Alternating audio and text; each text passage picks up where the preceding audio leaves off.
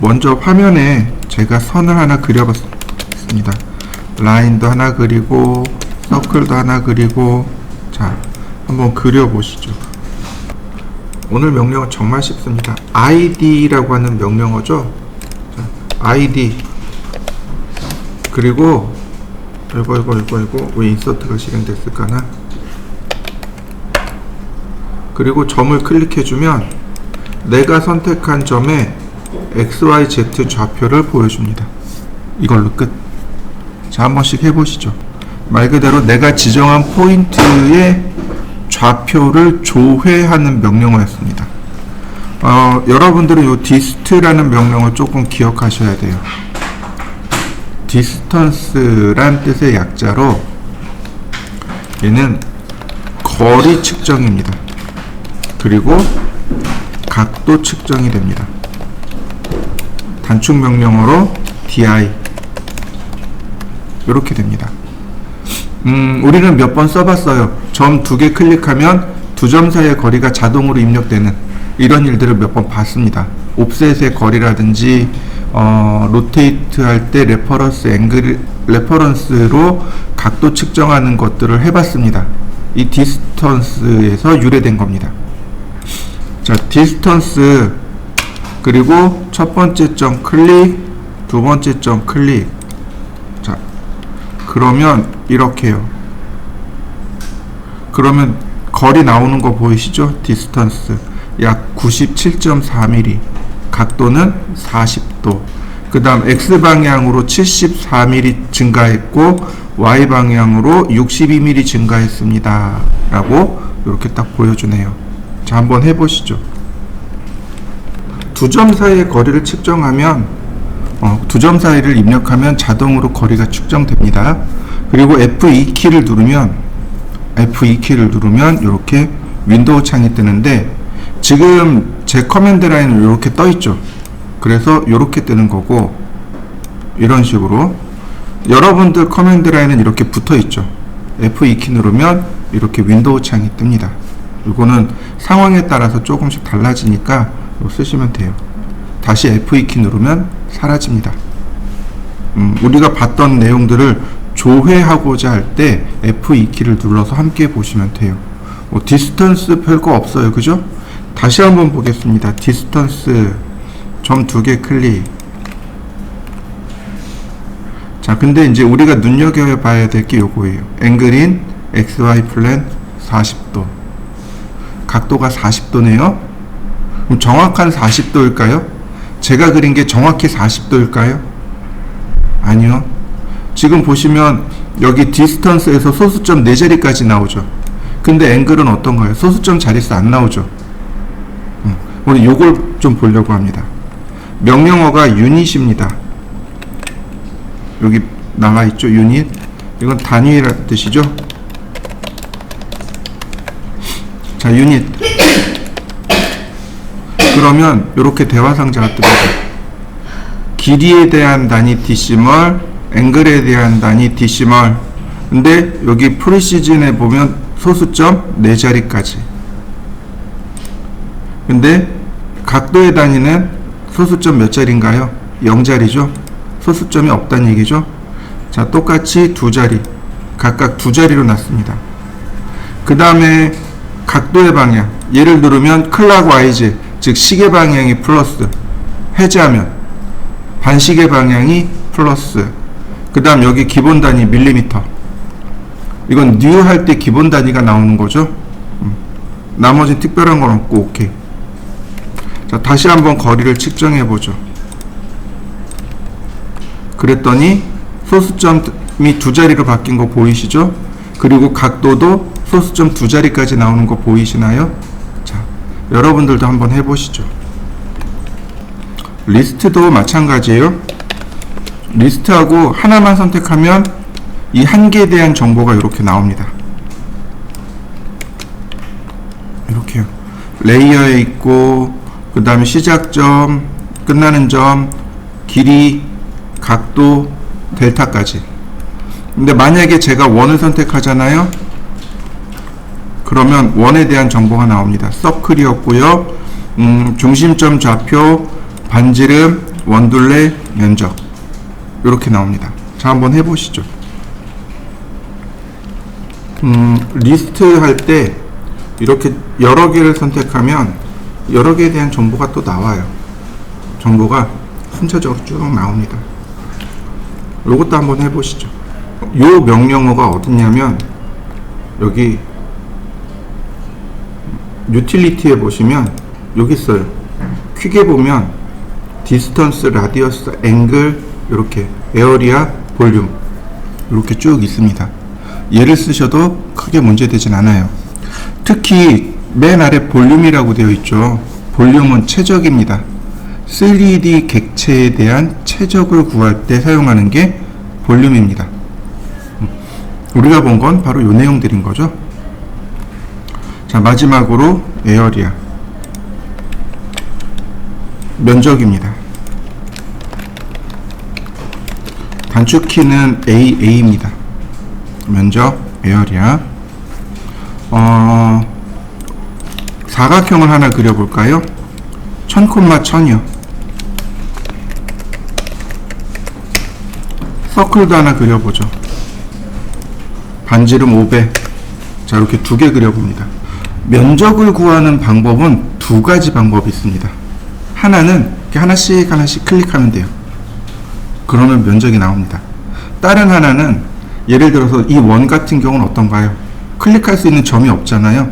그러니까 다이렉트로 클릭하는 방법밖에 없어요. 자, 에어리아 보시면 여기 퍼스트 코너 포인트라고 나오죠. 이건 점을 찍는 거예요. 오브젝트라고 있죠. 이건 객체 선택입니다. 서클처럼 이렇게 클릭할 점이 없는 경우 오브젝트를 통해서 한 번에 클릭하면 돼요. 이렇게 딱 두 개입니다. 면적을 계산하는 건 두 개예요. 근데 그 뒤에 두 개가 더 붙습니다. 이게 뭐냐면 add area. 면적을 내가 면적 구했잖아요. 다른 면적을 계속 합산시키는 겁니다. add가 더하기란 뜻이잖아요. 그러니까 면적 더하기. subtract area. subtract는 빼기예요. 기존 면적에서 빼가는 겁니다. 면적 빼기입니다. 그러니까 결국은 면적 계산하는 건 두 가지밖에 없어요.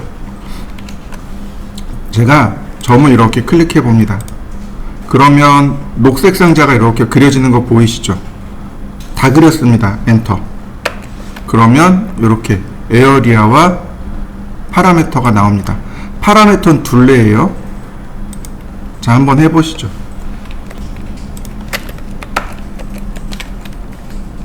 그러면 지금 제가 면적을 이렇게 가져왔어요. 자, 그럼 파라미터잖아요. 둘레입니다. 그죠? 단위가 뭘까요? 당연히 밀리미터입니다. 그럼 면적의 단위는 뭘까요? 얘는 밀리미터하고 제곱이 되는 거죠. 이해되셨나요? 그러면 가만히 따져봅시다. 공 두 개를 여기 점 하니까 자, 이렇게 되네요. 그죠? 4000mm네요. 파라미터가. 그럼 몇 미터일까요? 우리는 이제 이 단위 환산이 빨라야 돼요. 몇 미터일까요? 현장 나가잖아요. 미터로 이야기하는 사람들 참 많아요. 우리는 밀리미터로 얘기해요. 그러니까 당연히 밀리미터로 얘기해요. 그러니까 목수 아저씨들은요, 밀리미터로 이야기합니다. 근데 어떤 분들은요, 미터로 이야기하세요. 단위 환산이 빨라야 돼요. 그러면 4000mm입니다. 그럼 몇 미터일까요? 네. 1미터는요, 1000mm입니다. 이해되셨나요? 그러니까 요 공 3개를 빼면 1m가 돼요. 공 3개를 빼세요. 그러면 4m가 됩니다. 이해되셨나요? 뒤에 공 3개 싹 지우면 바로 미터로 환산돼요. 그럼 에어리아는요? 이거 100만 밀리미터 제곱입니다. 거기다가 100만 밀리미터 제곱? 아니요. 현장에서는 다 미터 제곱으로 이야기합니다. 현장은 다 미터 제곱이에요. 몇 미터 제곱일까요? 어렵지 않아요. 자, 1m 곱하기 1m잖아요. 1000mm 곱하기 1000mm잖아요. 그죠? 그러면 공이 몇 개 붙어요? 3개 붙는 거죠? 아니, 이렇게 6개가 붙는 거죠? 그러니까 다시 말하면 6개를 지우면 미터 제곱이 됩니다. 이해되셨나요? 제가 천 단위 자릿수를 찍는 이유입니다. 천 단위 자릿수를 자꾸 찍어야 단위 환산이 쉽고 빨라요. 이해되셨죠? 어렵질 않아요. 일부러 제가 사각형을 1000mm에 1000mm로 그린 겁니다. 1m 제곱이에요. 자, 그러면 이번엔 원을 해보죠. 에어리아. 근데 에어리아는 이렇게 찍어야 될 점이 없잖아요. 그러니까 오브젝트로 클릭합니다. 그러면 이렇게 면적과 원둘레가 나옵니다.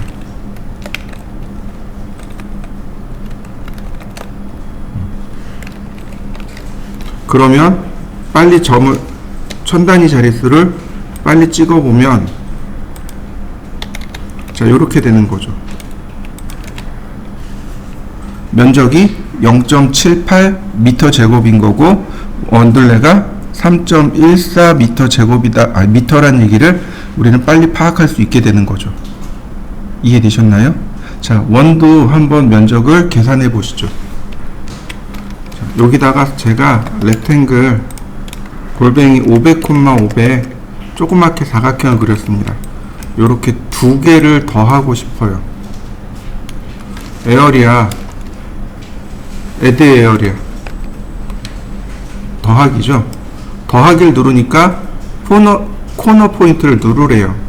그리고 오브젝트도 있습니다. 근데 우리가 지금 더하기 면적이잖아요. 그러니까 반대로 빼기 면적도 옵션으로 들어와 있네요. 자, 하나씩 클릭해 봅니다.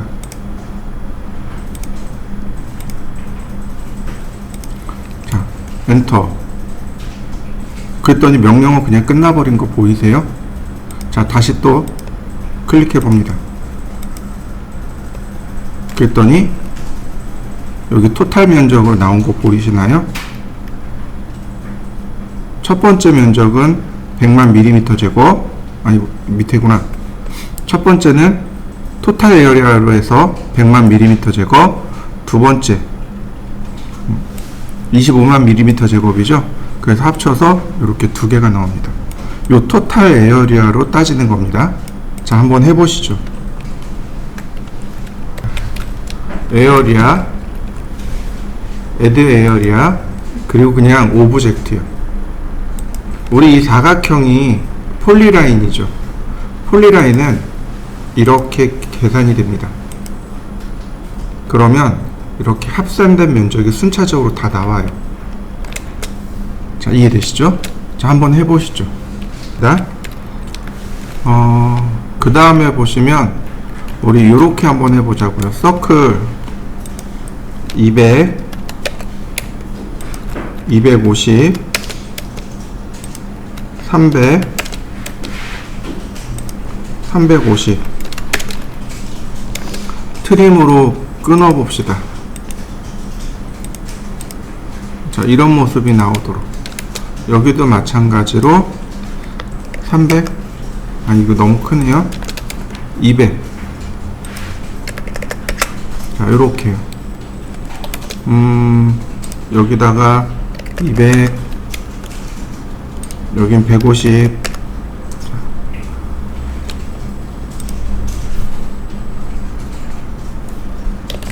150, 100. 자, 이렇게요. 자, 그러면 얘를 가지고 면적을 계산해 보자고요. 그러면 이런 경우 면적이 어떻게 나올까요? 얘의 면적은 얼마일까요? 한 번에 계산이 안 되잖아요. 그죠? 지금 선들이 어떻게 되어 있나요? 떨어져 있는 거 보이시나요? 근데 우린 명령어 배웠습니다. 조인이요. 조인. 조인으로 선택해 주세요. 폴리선으로 선택해 줍니다.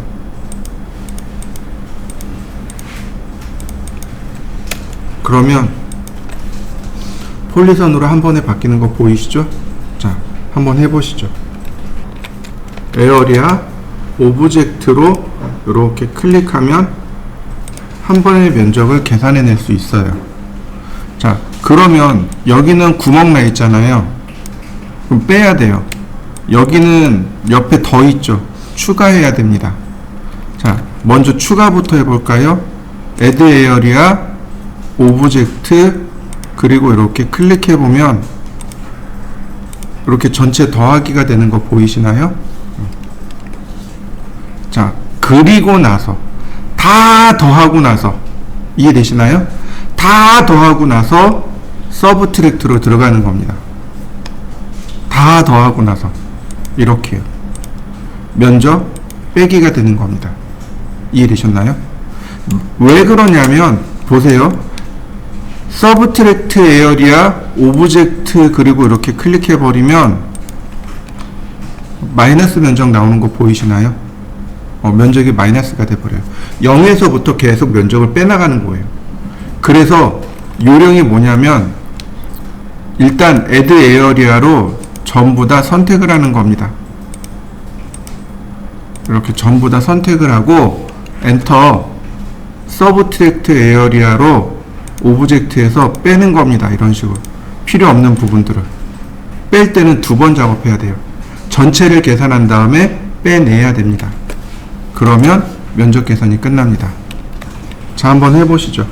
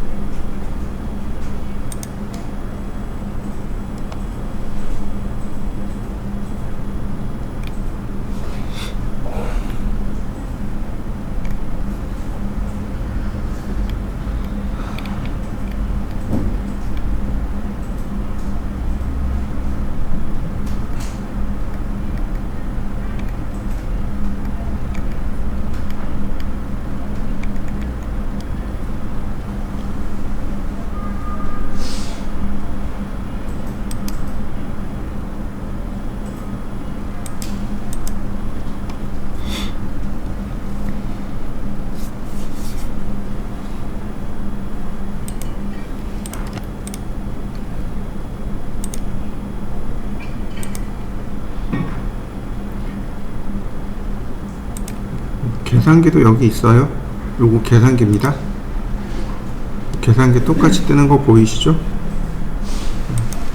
여러분들 4층 연산 순서 아시죠?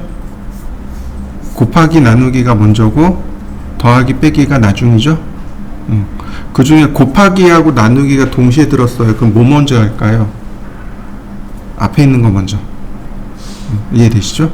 앞에 있는 거 하고 뒤에 있는 거 하고 그 정도만 아시면 크게 쓰시는데 크게 문제 없을 겁니다.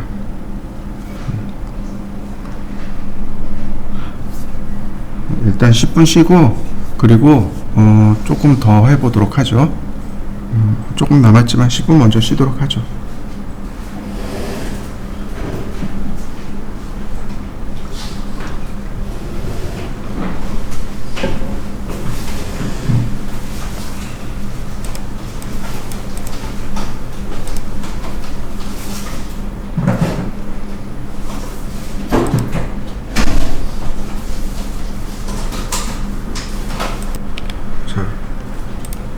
우리가 이제 조금 조금 현장을 이해를 해야 되는데, 현장에서 쓰는 단위들이 있어요.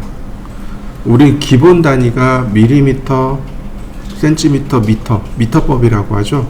근데 현장에 가면은요, 듣도 보도 못한 단어를 씁니다. 근데 그 중에 첫 번째가 자라는 단어를 써요. 한자, 두자, 세자 이렇게요. 자단위를 씁니다. 이 한자는요, 쉽게 얘기해서 한 뼘입니다. 여기까지 이해되시나요? 그러면 대략 한 20cm 되겠구나. 아니요, 한자는요 30.3cm입니다. 한자는 30.3cm입니다. 아주 먼 옛날, 뭐 요즘 말로 하면 호랑이 담배 피던 시절, 한자는 대략 15cm 정도 됐었습니다. 왜냐하면 그 당시 사람들은 체구가 작았거든요. 체구가 작았기 때문에 15cm. 그 다음에 이제 계속 후대로 내려오면 어떻게 돼요? 키가 커지죠? 그래서 나중엔 20cm. 근데 20cm 이후로는 최홍만 아니고서는 넘어갈 일이 거의 없죠. 그죠? 30cm 되는 사람 거의 없을 겁니다. 구한말 지나서 광복하고 나서, 그리고 나서 한자가 30.3cm로 고정이 됐습니다. 근데 왜 30.3cm로 됐는지 아무도 몰라요. 기록이 남아있는 게 아니니까 잘 몰라요. 단지 유추하기로는 그 다다미에서 유래되지 않았나, 이제 그런 생각을 좀 해봅니다. 근데 어쨌든 한자는 30.3cm. 그래서 한자는 그냥 30cm로 계산하는 경우들이 많습니다. 이해되시죠? 그럼 저 자단위는 누가 많이 쓸까요? 누가 쓸까요? 저 자라는 단어를. 나무요. 나무 다루는 사람들이요. 그러니까 목수들 있죠. 목재 회사들, 가구 회사들, 그 다음에 목수들이 자단위를 씁니다. 지금은 대부분 다 붙박이장이긴 하지만, 저희 결혼할 때 대부분 다 장을 사서 갔어요. 왜냐면 그때는 이제 붙박이장이 아니고 장을 사가지고 다니는 시절이었으니까. 이제 가구 이제 매장에 가면은요, 이제 물어봐요. 9자 살 거예요? 12자 살 거예요? 그리고 물어봅니다. 자라는 단위가 나와요.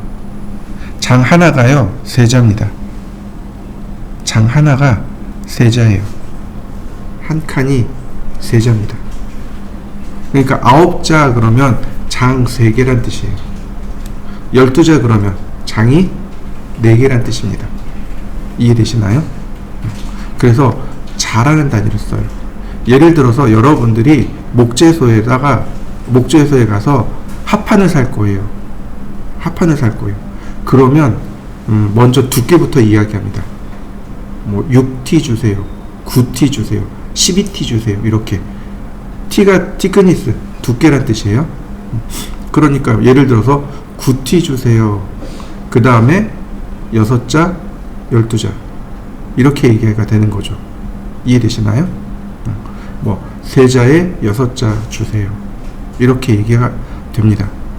주로 목수들, 그 다음에 목재를 다루는 회사들이 자단위를 쓰고요. 또 누가 쓰냐면 유리집 있죠. 유리를 다루는 회사도 자단위를 씁니다. 이제 이런 경우가 있었어요. 이제 결혼하고 이제 애를 낳았어요. 근데 애들을 키우다 보니까 이제 대부분 거쳐가는 게 뭐냐면 물고기 키우고 곤충 키우고, 이게 이제 하나의 루트처럼 가거든요. 근데 이제 물고기를 키웠어요. 처음에 이제 버들치 같은 거 잡아다가 이제 애들한테 줬어요. 이제 홈플러스나 뭐 이런 데 가면은 그 플라스틱으로 된 채집통 있거든요. 싼 거, 작은 거 해서 줬는데 애들은 좋아하죠. 근데 가만히 이렇게 보니까 물이끼가 그렇게 많이 끼는 거예요. 청소하는 것도 힘들고. 그래서 플라스틱 어항이 아니라 유리 어항으로 이제 바꾸려고 했어요. 그랬더니 자반 어항이라는 게 있더라고요. 들어보셨나요? 무슨 뜻일까요? 한자 반 어항이에요. 한자 반. 한자가 30cm죠? 그 반이면 15cm. 다시 말해서 45cm가 되는 어항이에요. 제가 욕심이 많잖아요. 그래서 자반 큐빅 어항을 샀습니다. 45에 높이도 45. 찜통으로 3개인가 4개를 넣으니까 물이 차더라고요. 그래서 와이프랑 엄청 걱정했어. 이거 부서지면 어떡하나. 부서지면 이제 마루가 다 흥건할 거 아니에요. 엄청 무서웠어요. 근데 안 부서지더라고요. 야, 다행히 괜찮네. 이제 그랬던 기억이 있습니다. 근데 어쨌든 뭐 목재, 그 다음에 유리 등은 다 자단이를 했습니다. 자, 또 있어요. 그 다음에 우리가 이제 피트라는 단어를 좀 이해를 하셔야 돼요. 이거는 주로 미국에서 쓰는 단위죠. 1피트, 2피트. 피트는요 30.48cm입니다.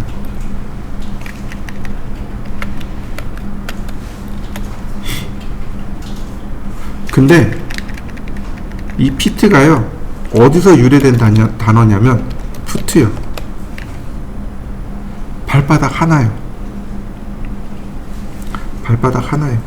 신기하죠? 동양이나 서양이나 단위가 어디서 나와요? 사람에서 나와요.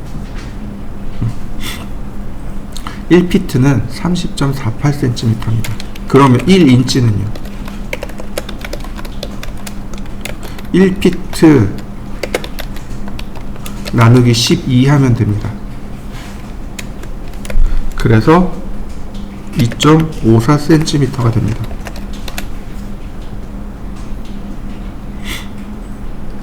이해되셨나요? 기본적인 요런 단위들은 조금 이해하시면 좋습니다. 피트나 자나 계산하기 어려워서 대부분 다 30cm로 그냥 계산하는 경우들이 많습니다.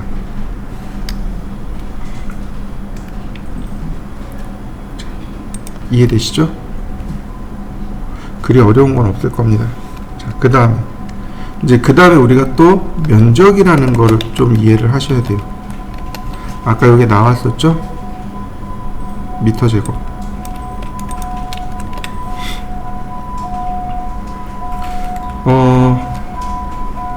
면적에 대해서 이야기할 때 반드시 우리가 평이라는 단위를 인식을 해야 됩니다. 한 평, 두 평, 평단위 이해하시죠? 뭐 국민평수 이렇게 이야기하잖아요. 국민평수 30평, 뭐 28평, 뭐 18평 이렇게 이야기하잖아요. 평입니다. 평단위. 한 평은 얼마일까요? 한 평은 이건 외워두시면 도움이 많이 될 거예요. 3.3 미터 제곱입니다. 한 평은 3.3 미터 제곱이에요. 이해되시나요? 예를 들어서 면적을 계산했어요. 예를 들어서 90미터 제곱입니다. 90미터 제곱. 90m 제곱인데 나누기 3.3 그러면 27평이네요. 이해되셨나요? 30평이에요. 곱하기 3.3 99m 제곱. 이해되셨나요? 이렇게 평 단위와 미터 단위를 자꾸 체크하시면 됩니다. 의외로 평 단위를 많이 써요. 몇 평, 몇 평. 근데 또 미터 단위도 많이 씁니다. 그 다음에 제가 궁금해졌어요. 한 평은 얼마만한 크기를 가지고 있을까요? 3.3m 제곱이라고 했잖아요. 여러분 머릿속에 그려지나요? 3.3m 제곱이 얼마나일까? 자, 그러면 3.3m 제곱은 가로 몇 미터에 세로 몇 미터일까요? 루트 3.3 하면 돼요. 이해되시나요? 원래 루트 3.3이잖아요. 그죠? 저기 제곱이잖아요. 루트 안으로 들어가는 거. 루트 벗기려면 제곱하면 되잖아요. 그러니까 루트 3.3 하면 돼요. 크기가 1.8m에 1.8m입니다. 루트 3.3 하면 1.8은 안 나와요. 이거보다 조금 더 작게 나옵니다. 근데 한 평은요 1.8m 곱하기 1.8m입니다. 좀 크기가 안 맞을 거예요. 1.8 곱하기 1.8 그럼 요 정도 크기가 나옵니다. 이해되셨나요? 그러면 1.8m는 얼마나죠? 1.8m는요 이만큼 딱 하면 여기서부터 여기까지 1.8m예요. 한 평 그러잖아요. 이렇게 이게 한 평인 거예요. 이해되셨나요? 여러분들은 팔 쭉 벌린 다음에 한 바퀴 이렇게 돌리잖아요. 이게 한 평입니다. 이게 한 평이에요. 그냥 어르신들이 맨날 하는 얘기, 할아버지 할머니들이 하는 얘기가 그런 거예요. 죽으면 한 평이라고 얘기해요. 죽으면 무덤에 들어가잖아요. 그게 한 평이라고 얘기를 해요. 우리가 알고 있는 무덤은 한 평입니다. 그게 한 평이에요. 근데 다시 보자고요. 얘는 6자 곱하기 6자입니다. 그리고 6자 곱하기 6자예요. 이해되셨나요? 한 평은요 6자 곱하기 6자가 한 평입니다. 현장에 가면은요 헤베라는 단어와 이렇게 루베라는 단어를 씁니다. 이것 때문에 참 많이 헷갈려요. 헤베는요 입방미고요, 평방미고요, 루베는 입방미입니다. 이해되시나요? 이게 일본식 한자입니다. 일본식 한자예요. 저는 어렸을 때 소설책을 읽어보면 평방, 입방 이런 얘기들이 종종 나왔어요. 그래서 조금 이해를 했습니다. 평방, 저 평자가 평평할 평자죠. 그래서 헤베라는 단어는 헤이베에에서 유래된 단어입니다. 이거요 면적입니다. 미터 제곱이에요. 이거는 미터 제곱을 뜻합니다. 루베라고 하죠. 이건 입방입니다. 설립자를 쓴 거예요. 평방에 설립자가 들어갔네요. 그러니까 뭐가 돼요? 이건 최적이 됩니다. 즉 부피가 돼요. 얘는 미터 세제곱입니다. 이해되셨나요? 이건 류배의 약자. 정확하게 저도 일본말은 모르겠습니다. 근데 어쨌든 이렇게 이야기합니다. 헤베, 루베 이렇게 이야기해요. 이 벽지 하시는 분들 있죠? 벽지 하시는 분들하고 그 다음에 페인트 하시는 분들, 그 다음에 바닥에 타일 하시는 분들이 헤베라는 단어를 씁니다. 그 다음에 루베는 누가 쓰냐면 물론 이 페인트 하시는 분들도 루베를 씁니다. 근데 누가 쓰냐면 콘크리트요. 그 레미콘 있죠. 레미콘 하시는 분들이 루베를 써요. 이게 레미콘은 지역마다 딱 정해져 있어요. 다른 지역 거 레미콘 못 불러요. 요 지역 레미콘만 부릅니다. 아침에 혹은 전날에 미리 전화를 해요. 여기 현장 어딘데 내일 8루베만 보내주세요. 12루베 보내주세요. 이렇게 이야기합니다.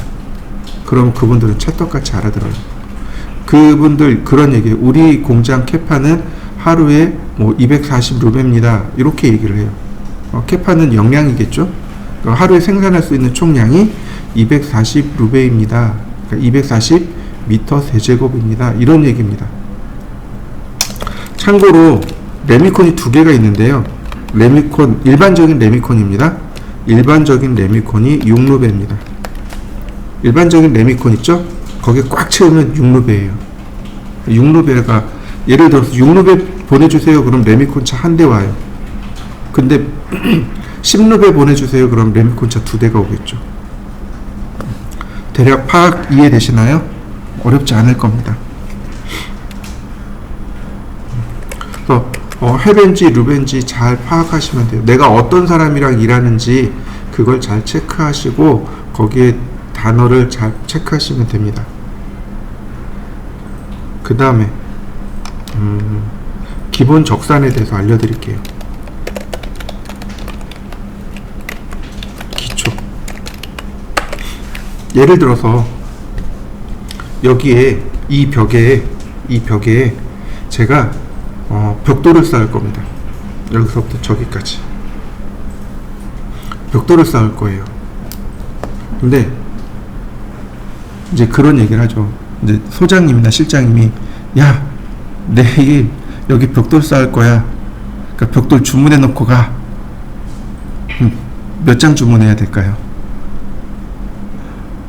이게 이제 적산인 거예요. 벽돌을 쌓는다 그랬잖아요. 그죠? 그럼 여기 벽돌 개수를 체크해야 되잖아요. 그렇게 개수를 파악하는 거. 예를 들어서 여기 바닥에다 타일을 깔 거예요. 여기 타일을 깔 겁니다. 그럼 타일 몇 장 들어갈까요?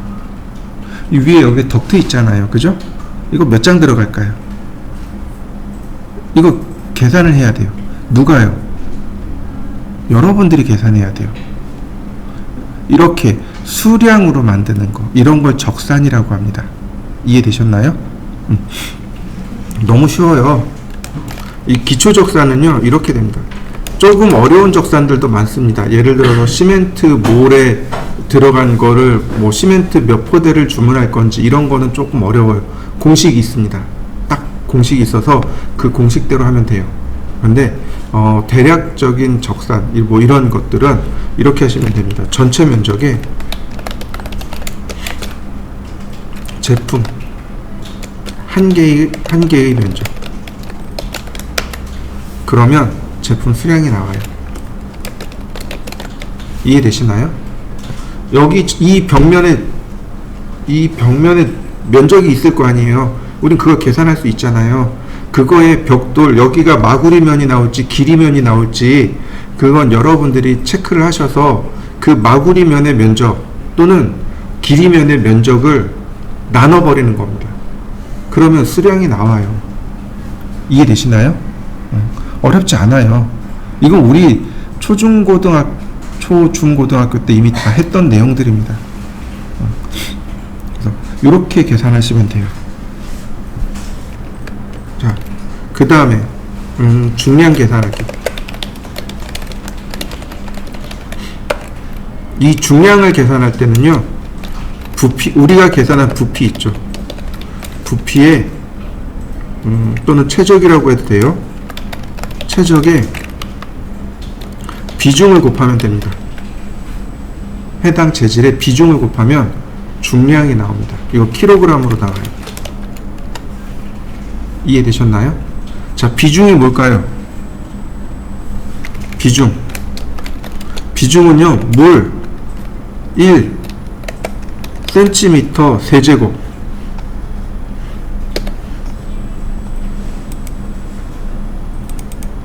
아이고. 을 비중 1이라고 합니다. 이해되셨나요?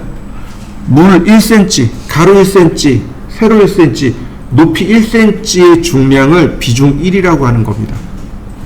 이해되셨나요? 나무 같은 경우는요, 비중이 0.4에서 0.8이 됩니다.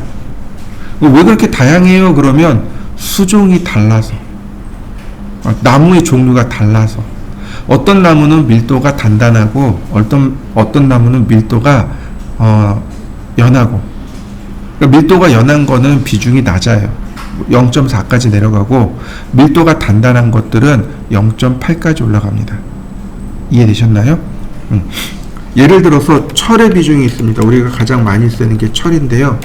철의 비중은 7.8입니다.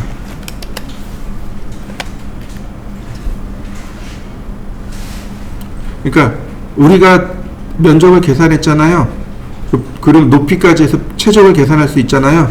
곱하기 7.8 하면 철의 무게가 나옵니다. 철은요, 단가가 킬로그램으로 나와요. 1m에 얼마가 아니고 1kg에 얼마 이렇게 나와요. 1kg에 대략 한 10,000원 조금 안 되게 되는 걸로 알고 있거든요. 그렇게 단위가 킬로그램에 얼마 이렇게 나와요.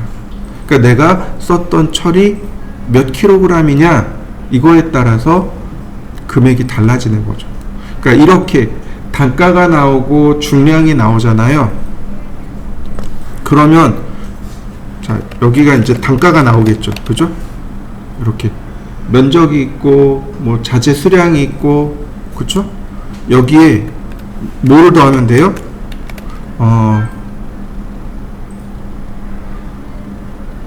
가공비용.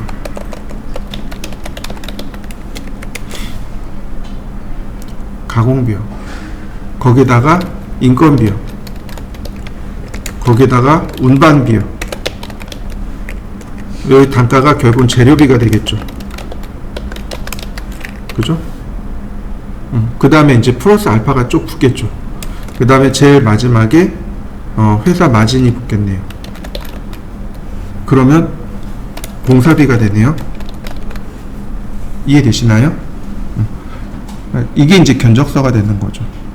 그리고 제가 이제 기본적인 거 재료비, 가공비, 인건비, 운반비, 회사 마진만 넣었지만 실제로는 훨씬 더 많이 들어갈 거란 말이죠. 그러니까 여기 나와 있는 건 말 그대로 기초적인 겁니다.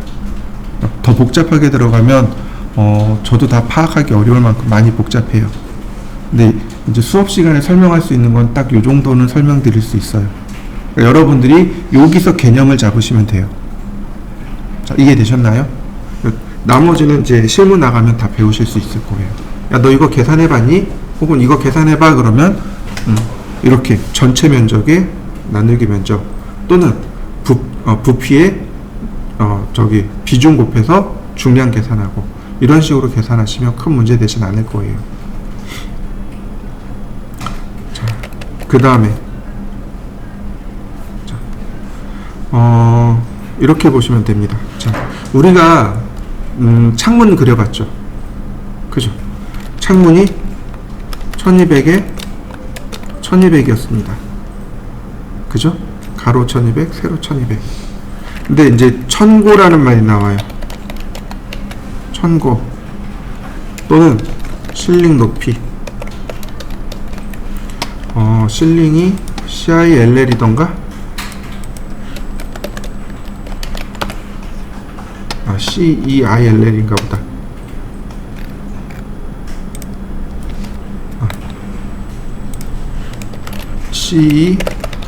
CEILLING 실링 높이 또는 반자 높이 이런 말들이 나와요. 천고가 뭐냐면 여기 바닥에서 요 천장까지의 높이. 고가 높을 고자를 썼습니다. 한자예요. 높을 고자입니다. 왜 우리 가을에 천고마비의 계절이라고 하잖아요. 이때 천고가 하늘은 높고란 뜻이잖아요. 그러니까 고가 높다란 뜻입니다. 높이란 뜻이에요. 이해되시나요? 그 다음에 장이 있고 광이 있고 그래요. 한자예요. 천고 그러면 천장 높이. 실링이 뭐냐면 천장이란 뜻이에요. 천장의 영어가 실링입니다. 실링 높이 그러면 똑같이 천고예요. 반자 높이 그러면 반자가 뭐냐 그러면 천장이에요. 반자 높이 그럼 천장 높이입니다. 보통 우리가 이걸 얼마를 주냐면 2400mm를 줍니다. 이해되셨나요? 보통은 2400mm 줘요. 그런데 지금 우리가 있는 이 공간은 사무 공간이죠. 주거 공간이 아니잖아요. 그러니까 사무 공간이니까 더 높은 겁니다. 일반적인 주거 공간은 2400을 기준으로 해서 플러스 마이너스가 돼요. 뭐 2600이나 혹은 뭐 2300이나 뭐 이런 식으로 플러스 마이너스가 됩니다. 일반적으로는 2400을 기준으로 해요. 자, 그 다음에 유리창은 저 천장에서부터 이렇게 내려오는 거예요. 이해되셨나요? 천장에서 이렇게 내려온다고 보시면 돼요.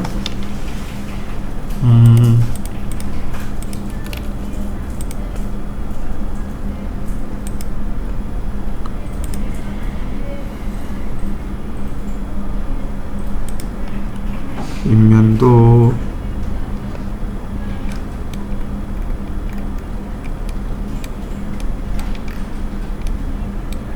이건 욕실, 여기 있네. 욕실도 천장에서부터 이렇게 내려온 거 보이시죠? 천장에서 내려온 겁니다. 바닥에서 이렇게 위로 올려서 올라간 게 아니고 천장에서부터 이렇게 내리셔야 돼요. 물론 이렇게 바닥에서 위로 올려도 큰 문제 되진 않아요. 근데 한번 생각해 보시죠. 이거 욕실인데 욕실 창문이 이렇게 클 필요가 있을까요? 없지 않나요? 내가 여기서 샤워를 할 건데 창이 크면 어떻게 돼요? 큰일 나잖아요. 그러니까 욕실 창은 작아야 돼요. 여기에 환기를 기준으로 해서 딱 작게 나옵니다. 900에 600 정도. 이해되시나요?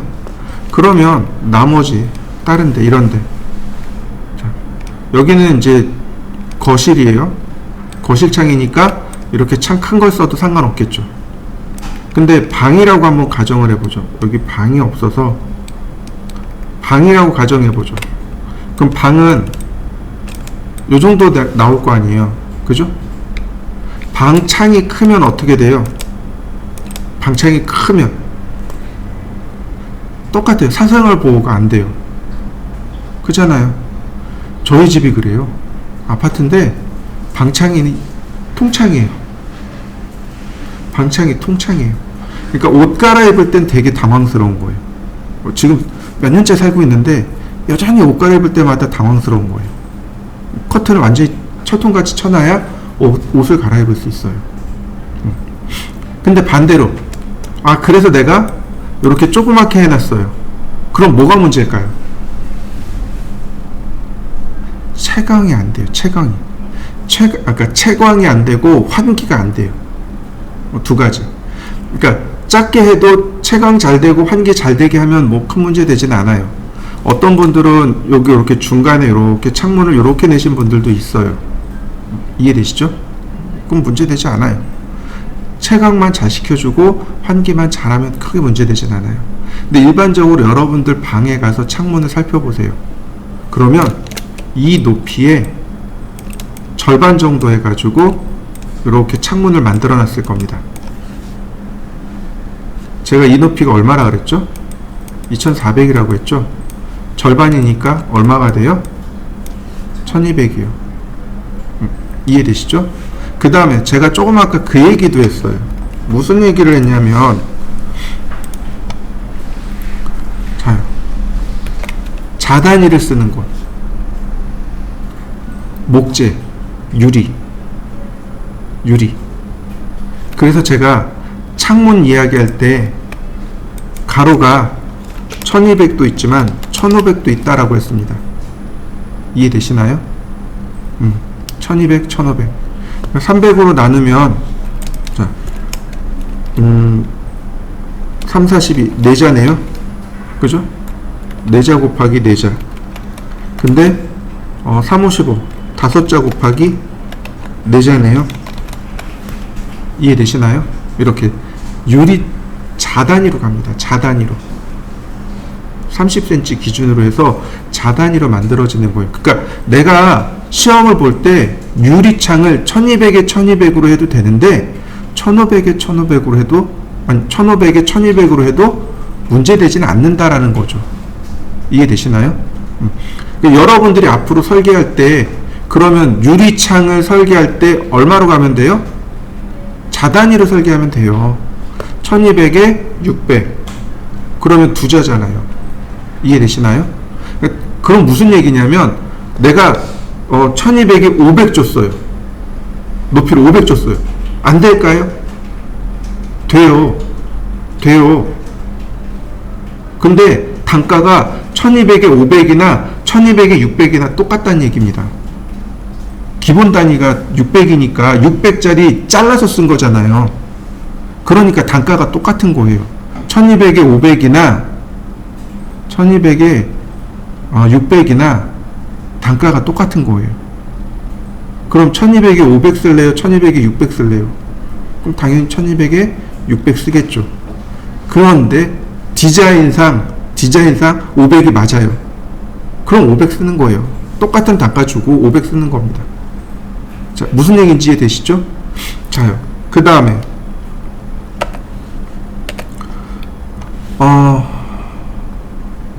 저 방문이요. 여러분들 방문폭 기억하세요? 우리 아직 방문 안 그렸잖아요. 그죠? 방문은 크기가 얼마일까요?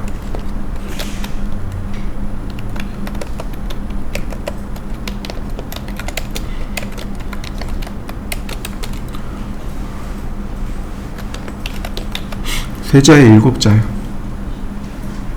세자의 7자. 다시 말하면 339, 900에 37은 21, 2100mm요. 이해되셨나요? 아, 쟤는 좀 틀려요. 쟤는 조금 틀려요.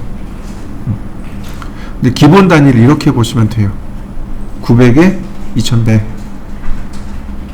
자, 이해되시나요? 할 얘기 많아요.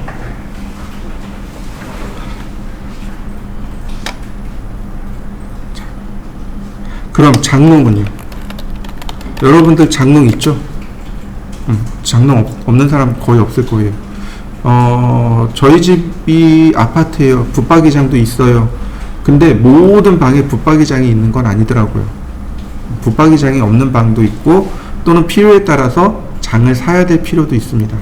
그럼 장롱의 크기는 얼마일까요? 장롱은요, 방문이랑 크기가 똑같아요. 방문이랑 똑같아요. 900에 2100입니다. 이해되시죠? 세자 7자예요. 근데 깊이는 얼마일까요? 이렇게 볼까요? 대략 봅시다.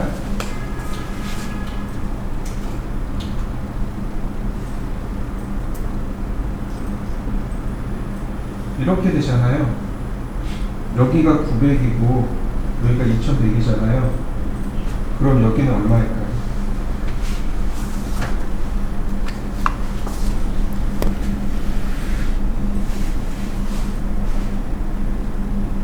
옷걸이 기억하시죠? 옷걸이가 얼마일까요?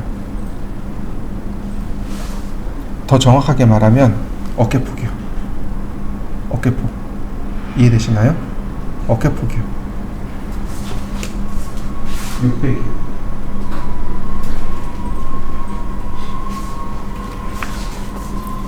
이해되셨나요? 어깨폭이요. 맞잖아요. 옷을 거는 거잖아요. 그죠? 옷을 여기다 걸어야 되니까 어깨폭이랑 똑같아야 되는 거예요. 그래서 보통 원래는 600으로 설계해야 되는데 500으로 설계하는 경우가 많아요. 이렇게 900에 1200에 600 혹은 500 이렇게 하시면 돼요. 사람을 기준으로 해서 설계하는 겁니다. 인테리어요, 실내 건축이요, 건축이요, 다 누굴 기준으로 해요? 사람을 기준으로 합니다. 사람이 기준이에요. 이해되시나요? 다시 한번 봅시다. 얘가 방문이랑 똑같다 그랬어요. 그죠? 방문이 왜 900이 됐을까요? 생각해 보신 적 있으세요? 한 사람이 다니기엔 넉넉하죠. 그죠? 두 사람은요? 못 다니죠. 이렇게 보시면 돼요. 한 사람은 이렇게 들어가요. 그러면 한 사람은 비켜줘야죠. 이렇게 비켜줘야죠. 이 폭이요. 이해되시나요? 이 폭이 얼마? 300. 제가 600이라고 그랬잖아요. 어깨 폭이. 그죠? 앞뒤 폭이 300. 그래서 900. 이해되시나요? 사람 기준으로 한 겁니다. 사람 기준이에요. 그러면 여러분들이 사무실을 설계할 겁니다. 사무실을 설계하면 그러니까 책상을 놓고 통로를 놔줘야죠. 그럼 통로폭은 얼마가 돼야 돼요? 최소 통로폭. 최소. 한 사람이 다녀야 되잖아요. 아까 얼마라 그랬어요? 어깨폭. 600. 이 통로가 최소가 되려면 내가 다닐 수 있어야 되잖아요. 어깨폭 600. 근데 나 혼자 다니다가 사람이 오면 비켜줘야 되잖아요. 그럼 한 사람이 이렇게 비켜주고 한 사람 통과하고, 그죠? 그럼 폭이 얼마가 돼야 돼요? 900. 근데 900 안 쓰고 1m. 이해되시나요? 사무실 계산 그렇게 하시면 돼요. 어렵지 않아요. 그러면 이 책장하고 책장 폭은 어떻게 그러니까 책상하고 책상 폭은 어떻게 놓으면 돼요? 요 중간에 의자가 하나 들어가죠. 의자의 크기 더하기 허벅지 크기. 그러면 되겠네요. 그죠? 허벅지는 한 200mm 나오죠? 여유 있게. 그럼 의자는 어떻게 계산할까요? 이 의자 있잖아요. 의자 사람 앉는 엉덩이 닿는 부분 있잖아요. 엉덩이 면적을 계산하면 돼요. 엉덩이 면적이 얼마냐면 400에 450이요. 이해되셨나요? 그러니까 여러분들이 앉아있는 의자는 400에 450을 기준으로 해서 디자인되어진 겁니다. 작게 될 수도 있고 크게 될 수도 있고. 그러니까 기본은 400에 450인데 그거보다 크게 그릴 수도 있고 작게 할 수도 있고. 디자이너의 역량에 따라서 나는 좀 사람들이 의자에 많이 앉아있는 거 싫어. 자꾸 일어나서 돌아다니게 할 거고 좀 불편하게 만들 거야. 그러면 뭐 400에 400 할 수 있겠죠. 아이 무슨 소리야. 의자는 조금 푹신하게 앉아야지. 그러면 한 500에 500 이런 식으로 설계할 수 있겠죠. 그건 이제 가구 디자이너의 마음이 되겠죠. 그러니까 여러분들이 디자인할 때, 가구를 디자인할 때 그걸 감안해서 하는 겁니다. 그러면 엉덩이 높이까지는 얼마일까요? 정강이뼈 높이 하나가 되겠죠. 그게 450입니다. 이해되셨나요?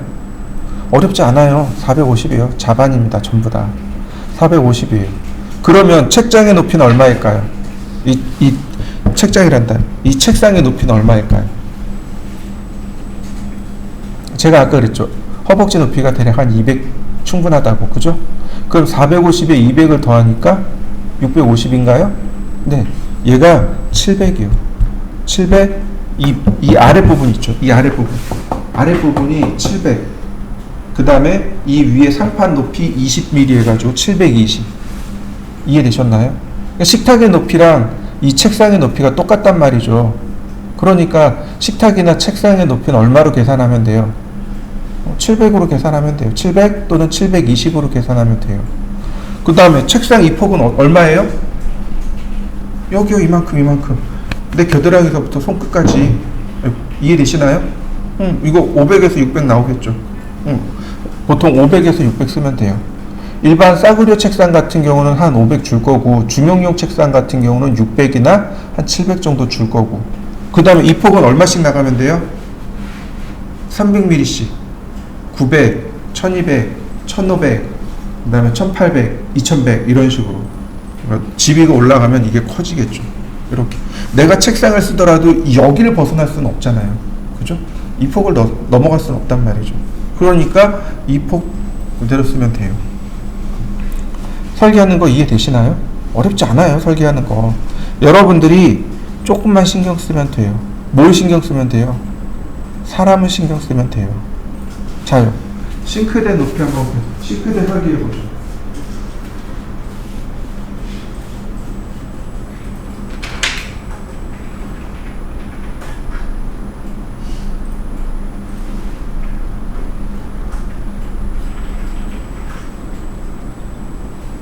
여기 창문이 이렇게 있죠. 그죠? 싱크대 여기서부터 여기까지 높이는 얼마일까요?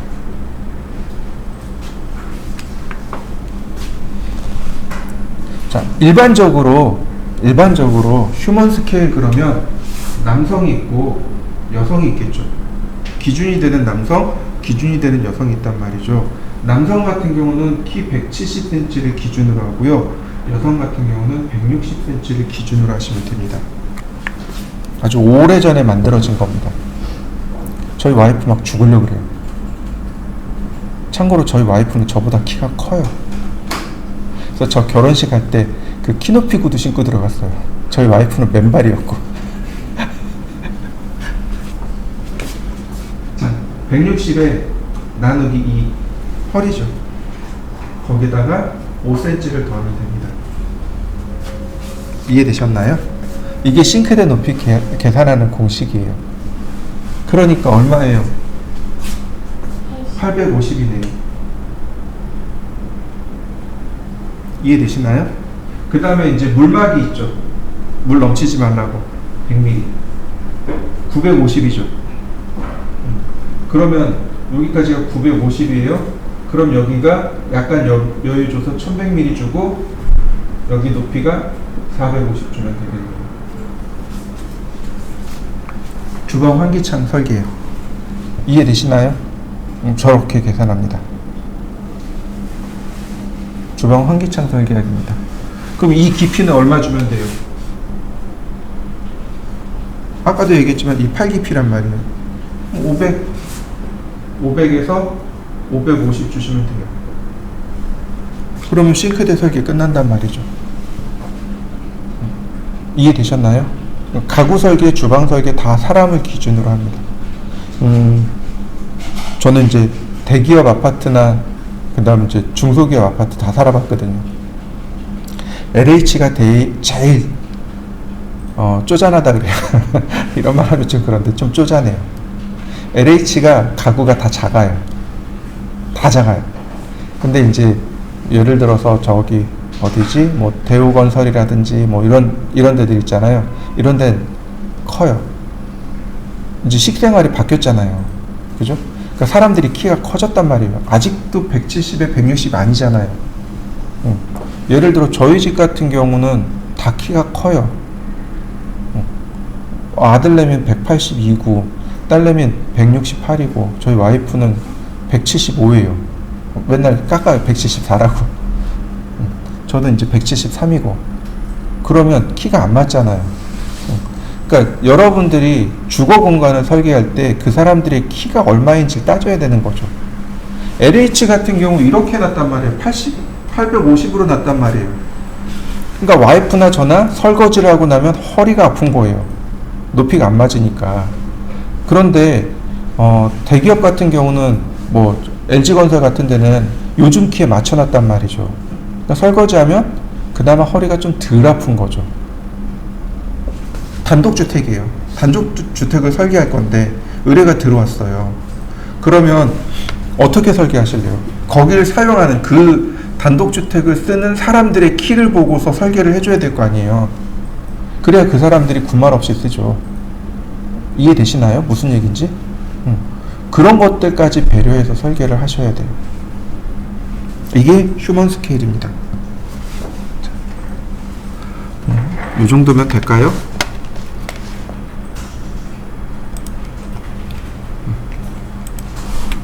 이제 정투상을 할 건데요.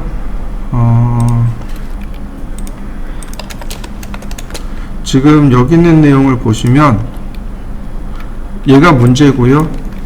얘가 정답입니다. 이게 정답이에요.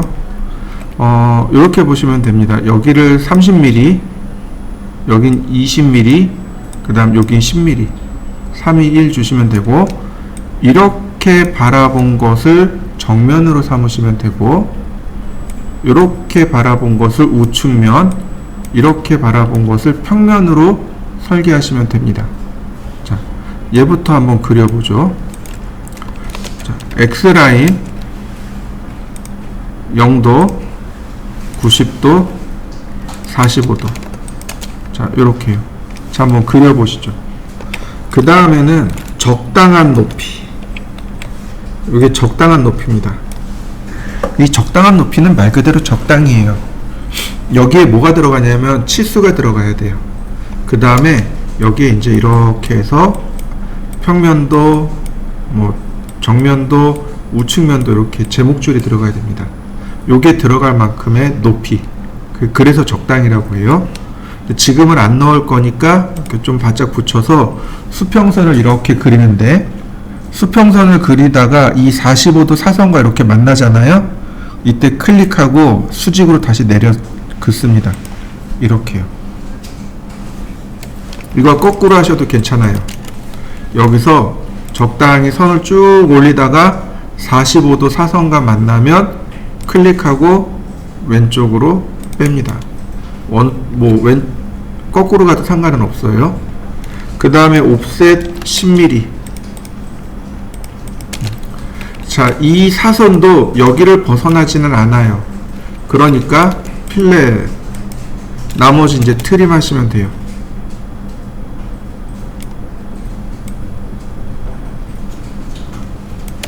그러면 정면, 우측면, 평면 만들어집니다. 12개잖아요. 어레이, 렉탱글 어레이, 간격 적당히. 그럼 12개 만들어졌네요. 이때 중요한 거, 어소시에이티브를 끄셔야 돼요. 그래야 편집이 가능하겠죠. 자, 클로즈. 그러면 자, 첫 번째 거는 사선 지우면 끝났습니다. 자, 한번 여기까지 해보시죠.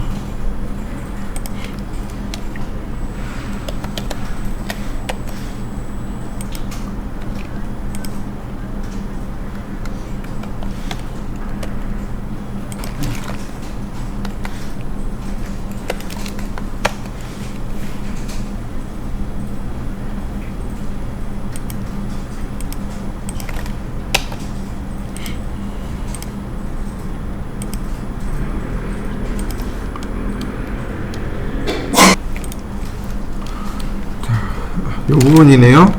여기는 10mm씩 옵셋하면 되겠네요. 자, 그 다음에 필렛. 앞에서 보면 이렇게 보여요. 근데 위에서 보면 여기면이 보일 거잖아요. 네, 라인. 여기면 요 모서리가 보이는 거죠. 이렇게. 자, 이렇게 한번 그려보시죠. 그 다음에 이제 우측면입니다. 여기가 보일 거란 말이죠. 아무것도 안 보이는 거죠. 그죠? 그런데 여기가 있단 말이죠. 그래서 이런 경우는 어떻게 하냐면 선을 그려놓고 얘를 은선으로 이렇게 바꿔버립니다. 이렇게요. 은선으로 바꾸는 거예요.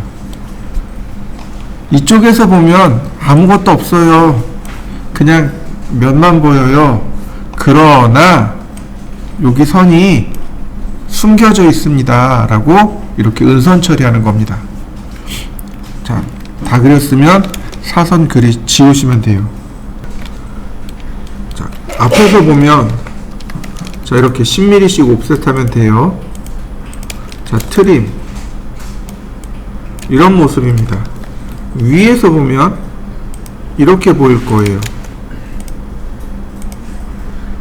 옆에서 보면 아무것도 안 보입니다. 아무것도 없어요.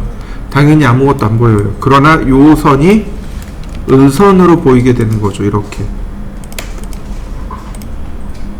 네. 이런 모습이 되면 됩니다. 자, 한번 그려보시죠.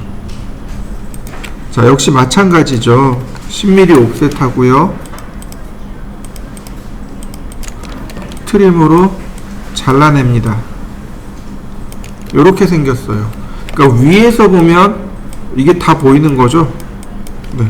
옵셋 10mm. 그런데 오른쪽에서 보면 어떻게 돼요? 이게 다 보이는 거죠. 그러니까 얘는 실선으로 선을 이렇게 그리시면 됩니다. 차이점 이해되시나요? 여기가 보이는 거하고 여기가 보이는 거하고에 대한 차이점입니다. 자, 한번 해보시죠. 자, 옵셋 10mm. 아이고, 여기 10mm가 아니군요. 5mm. 높이로 5mm. 폭으로 10mm씩 주시면 되겠네요. 자, 트림. 당연히 위에서 보면 아무것도 안 보여요. 오른쪽에서 봐도 당연히 안 보입니다. 그렇지만 우리는 은선 처리를 해줘야 돼요. 이렇게요. 옵셋 5mm. 이렇게 은선 처리를 해줘야만 합니다. 자, 한번 그려보시죠. 정면에서 보니까 이렇게 미드 포인트로 선을 그렸습니다. 그러니까 위에서는 보여요. 그죠?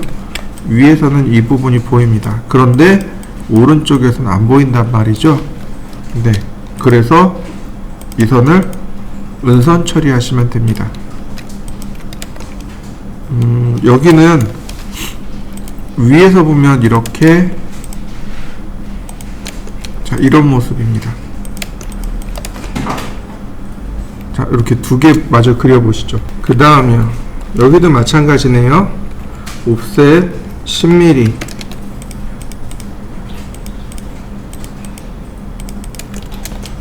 트림하고요. 이렇게 보입니다.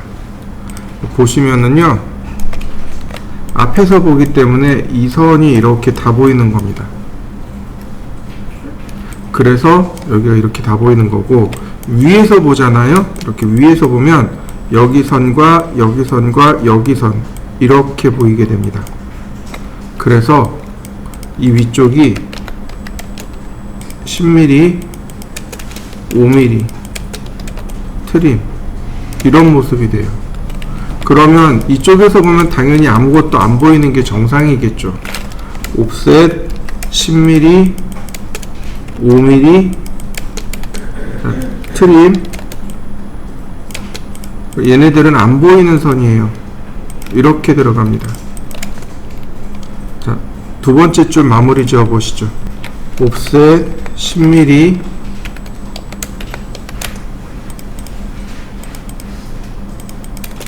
5mm. 자, 트림, 옵셋 5mm, 10mm, 필렛 이렇게 생겼습니다. 역시 마찬가지로 5mm, 그 다음 필렛, 자, 요런 모습으로 보입니다. 여기는 미드포인트에 선을 그리면 되겠네요. 정면은 이런 모습이고요. 자, 측면은 이렇게만 보이는 게 정상입니다.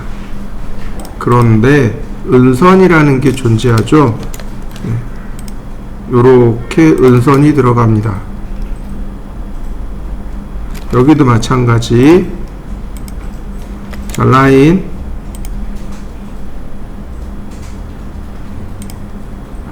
자, 이렇게만 보이는데 여기가 은선으로 들어갑니다. 자, 여기도 마찬가지. 똑같이 미드포인트입니다만은 여기가 없습니다. 그럼 여기는 어떻게 보이냐면 자, 이런 모습입니다.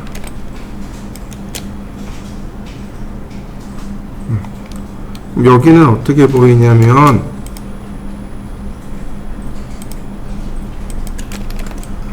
이렇게만 보입니다. 나머지는 없어요. 그래서 은선으로 이렇게 그려주시면 됩니다. 자, 마지막 여기는 일직선으로 그려주시면 돼요. 그러다 보니까 네, 이렇게 보입니다.